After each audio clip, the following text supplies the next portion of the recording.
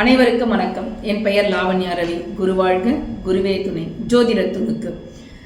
ஒருவருடைய ஜாதகத்தில் சந்திரனுக்கு 5ஆம் அதிபதி, அவர் வாங்கிய சாரநாதன் யார், அவர் அமர்ந்த வீடு எது என்று பார்க்க வேண்டும். இதில் இந்த 3 தான் அவர்களின் திறமை ஒளிந்து கொண்டிருக்கிறது. அதன் வழியாக தான் அவருக்கு பெருமை இருக்கிறது என்பதை அறிந்து அதன் வழியே செல்ல வேண்டும். நம் குழந்தைகளையும் அதன் வழியே செல்ல செய்வன திருந்த செய்ய வைக்க வேண்டும். கடவுளின் அவதாரத்தில் அனுகிரகத்தில் மிக அற்புதமான ஒரு வார்த்தை, செய்வன திருந்தச் செய். யார் யாருக்கெல்லாம் என்னென்ன கலைகள் வருமோ அந்த கலைகளை அவர்கள் அதன் வழியே ஊக்கப்படுத்த வேண்டும். எல்லா கலைகளும் எல்லோருக்கும் வந்துவிடாது. நமக்கு எந்த வேலை செய்ய வருமோ அதை செய்துவிட்டால் இறைவன் மிக அற்புதமான பலன்களை அள்ளி கொடுத்து கொண்டே வருவார். உதாரணம், ஒரு முனிவர், அவருக்கு ஒரு ஆசை, அக்னி ஹோமம் செய்ய வேண்டும். நித்தமும் அக்னி ஹோமம் செய்துவிட்டால் நமக்கு இறைவன் அருள் கிடைக்கும் என்று நம்பிக்கையுடன் ஆரம்பித்தார். அக்னி ஹோமம் சிறப்பாக செய்து கொண்டே வந்தார்.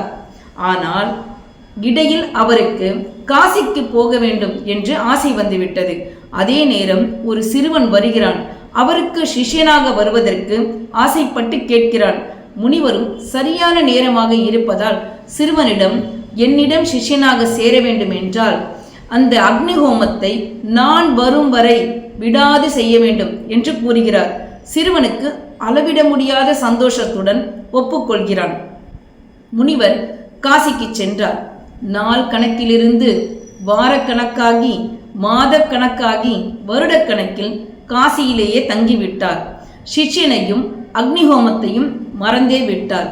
அக்னிஹோமம் தொடர்ந்து பக்தியுடன் சீடன் செய்து கொண்டிருந்தான்.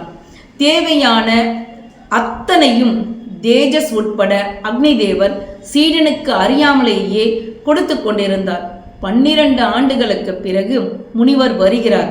சிஷ்யனையும் உடல் தேஜஸில் மின்னிக் கொண்டிருந்ததை பார்க்கிறார். ஒளி பொருந்திய உடலை பார்த்து கோபம் கொண்டு சிஷ்யனையும், என்னை தவிர வேறு யாரிடம் வித்தையை கற்றாயா என்று கேட்கிறார்.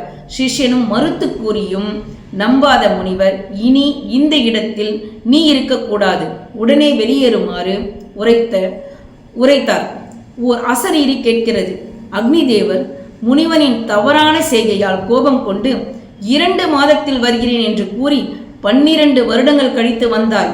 இந்த 12 வருடங்கள் ஒரே நோக்கமுடன் செய்கையாக அக்னிஹோமத்தை சிறமேற்கொண்டு செய்ததால் மனம் மகிழ்ந்து இவன் அறியாமல் இவனுக்கு ஆசி வழங்கி கொண்டிருக்கிறேன். வெளியேற வேண்டியது நீதான் என்று கூறுகிறார். செய்வன திருந்தச் செய். உன்னால் என்ன முடியும் என்பதை தெரிந்து கொண்டு அதிலேயே உன் திறமைகளை வளர்த்து கொண்டு செல். நீ முன்னேறுவாய், மேலும் இறைவனையும் காண்பாய். இந்த சிறுவனிடம் நீ கூறியது அக்னிஹோமத்தை பற்றியே, வேறு நோக்கமே இல்லாது 12 ஆண்டுகள் குரு பக்தியுடன் செய்துள்ளான் என்று அசரீரியாக அக்னி தேவன் கூறுகிறார். உடனே முனிவன் சிஷ்யன் என்றும் பாராமல் சிறுவனின் பாதங்களை தொட்டு வணங்கினார். இதிலிருந்து என்ன தெரிவென்றால், யார் யாருக்கு என்னென்ன திறமை ஒளிந்து கொண்டிருக்கிறது என்று கண்டு கொண்டு அவரின் 5ஆம் அதிபதி யாரோ அவரின் வழியாக நம் குழந்தைகளை செய்வன திருந்தச் செய்ய வைக்க வேண்டும்.